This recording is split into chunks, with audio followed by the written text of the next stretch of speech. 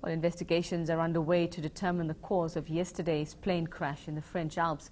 The Germanwings plane went down in a remote area just over an hour after taking off from Barcelona in Spain. It was heading to Düsseldorf. There were 144 passengers and 6 crew members on board. Officials say it's very unlikely that anyone survived. Well, let's discuss some of the technicalities behind a crash such as this. SA Flyer Magazine's Guy Leach joins me now in studio. Guy, very good morning to you.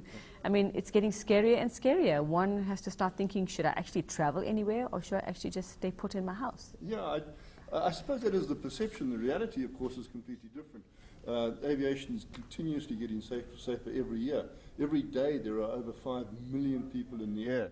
And I mean, you know, a crash happens literally once or twice a year. And some of them are just absolutely extraordinary, like the shoot down of the Air Malaysia flight over Sabine. Anyway, but this one is worrisome because it's a new version of perhaps similar accidents that have happened before, in that this aeroplane suddenly went quiet basically the moment it reached cruising altitude. It didn't emit an emergency call, as earlier announcements had said it did. Yeah, there was no distress call and there was a quick 8-minute descent.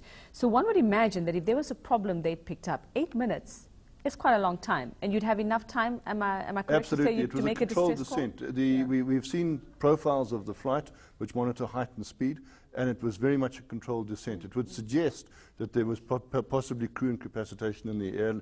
Autopilot was just flying it downwards. Well, so far authorities are saying that they don't, there is no sign of any terrorist activity. One would imagine if there had been, let's just speculate, a bomb on board. You know, and just looking at the wreckage being described as completely pulverized by those who were on the scene, would that sort of fit into that piece of the puzzle? Would that piece fit into the puzzle? That I think it's too early to rule out sabotage or terrorism. It would certainly appear as though something incapacitated the crew. It didn't. It just flew steadily at 450, nearly 900 kilometers an hour, straight into the mountains, and it hit a ridge and literally exploded and disintegrated.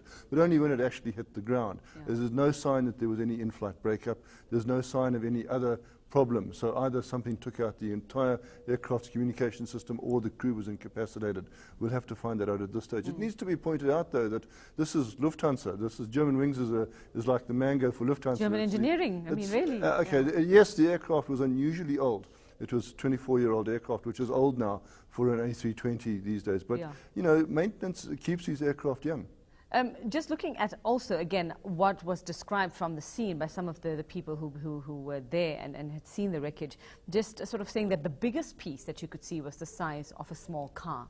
Now, if this plane had, if there was a technical problem, if there was something to do with the engine, and it had just flown into a mountainside, into the Alps, would we expect wreckage to be that small from this kind of plane, or would you see bigger pieces?